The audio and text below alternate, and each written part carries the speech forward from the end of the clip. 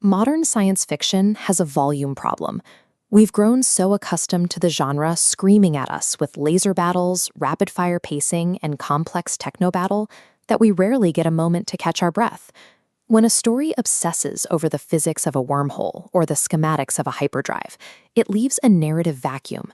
It ignores the human being standing right next to the machine and the emotional toll that living alongside the impossible takes on them. This image of a vast frozen landscape captures the baseline atmosphere of Amazon Prime's Tales from the Loop. In this town, supernatural occurrences and giant rusted robots aren't puzzles characters are rushing to solve. They are treated as an everyday fact of life, just part of the weather. This connection map links the show's science fiction mechanics directly to internal states. In this world, the physics of anti-gravity or body swapping act as the literal building blocks for manifestations of grief, envy, and regret. Let's take the story of young Loretta. She is a child growing up near the town's mysterious underground physics facility. One day, while her mother is working at the site, she abruptly disappears. In the immediate aftermath, Loretta steps outside to find her childhood home splintering apart. Piece by piece, the walls and a roof are pulled upward, drifting helplessly into a snowy gray sky. There is no heavy exposition to explain this anomaly. Loretta doesn't deliver a monologue about how scared or confused she is. The camera simply watches a child standing in the snow, staring at the destruction of her reality.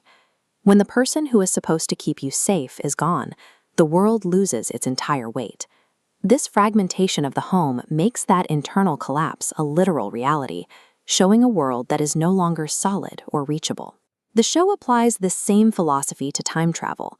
When a young Loretta eventually crosses paths with an older version of herself, the scene skips the expected temporal paradox or shock value entirely. The encounter is presented as a quiet, aching conversation.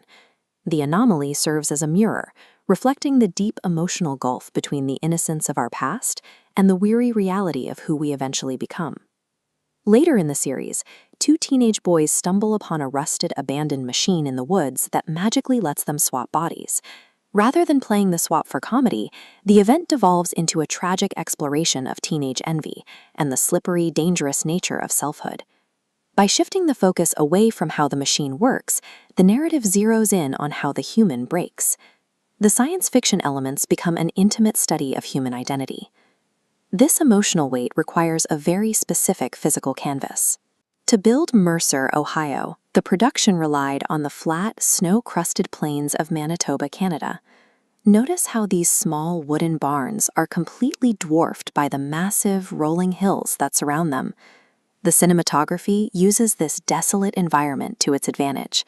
The muted light and the cool blue and gray color palettes visually amplify the characters' internal feelings of isolation. And the soundscape is just as deliberate.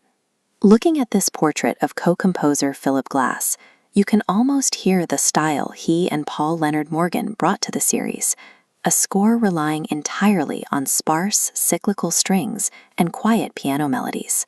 This music acts as an unseen character.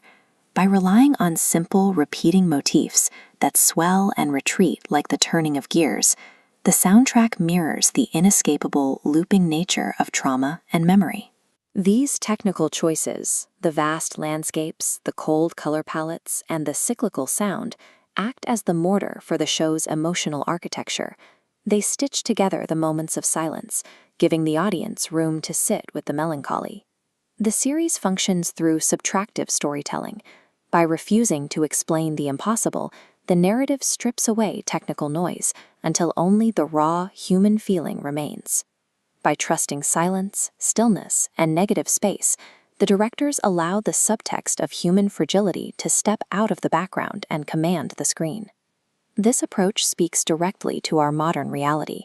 Every day, we navigate a world increasingly dominated by opaque technologies that dictate how we connect, work, and live. Ultimately, the most resonant moments come from watching human beings navigate the quiet, impossible shadow of the machine.